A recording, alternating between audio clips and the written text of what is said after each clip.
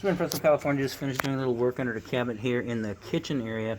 They had our filtration system installed and a new faucet for it, and we weren't comfortable installing it. We didn't know if it was, it wasn't from the same manufacturer, so we weren't sure if it was going to be compatible or not. We didn't want to waste their time and money trying to install something and not be able to guarantee functionality. So we opted to not install it, and they agreed, which is great.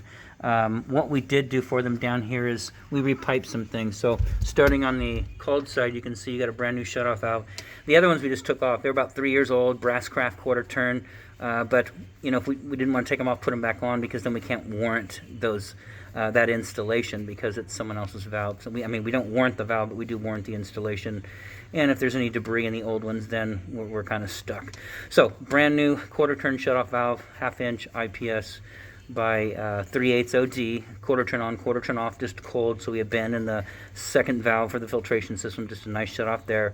PEX line coming in is open or tubing. It goes over the water heater. We did not run that, but it does tie back into the hot side. So the hot, we disassembled everything. By the way, all the piping down here was iron pipe, and so the iron pipe is sitting right here. So all of this was corroded, the valves, the piping, whatnot. So kind of a train wreck down there. So we got that out and we installed brass. So brand new brass T on the hot side.